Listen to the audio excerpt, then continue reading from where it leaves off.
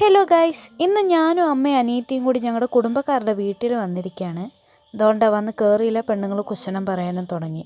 അങ്ങനെ ഒരു പണിയില്ലാത്ത ഇതൊക്കെ നിരീക്ഷിച്ച് വെറുതെ തെക്കോട്ട് നോക്കി കുത്തിയിരിക്കുന്ന എനിക്ക് ഞങ്ങളുടെ ഓമി ഒരു പായസം കൊണ്ട് തന്നു. പിന്നെ അതും കുടിച്ച് ഞാൻ അവിടെ ഇരുന്നു. അങ്ങനെ ഒരു പണിയില്ലാതെ ഇരുന്നിരുന്ന് കൊടുത്തപ്പോൾ ഞങ്ങൾ വീടിനടുത്തുള്ള ഒരു സ്ഥലത്തേക്ക് പോയിക്കൊണ്ടിരിക്കുകയാണ്. നോക്കൂ ഗൈസ്, നല്ല പ്രകൃതി രമണീയമായ സ്ഥലവും കൂടെ എൻ്റെ അമ്മയുടെ ഒരു ചെറു പുഞ്ചിരിയും. അമ്മ വിചാരിച്ച് ഞാൻ ഫോട്ടോ എടുക്കാൻ വന്നതെന്ന്.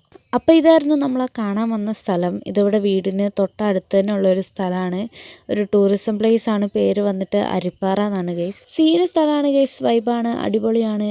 ഇവിടെ വന്നിട്ടുണ്ടെങ്കിൽ കുറേ കാഴ്ചകളൊക്കെ കാണാം. കുറേ വെള്ളം കാണാം. ഇപ്പം മഴ കൂടി ആയതുകൊണ്ട് കുറച്ചധികം വെള്ളം കാണാം.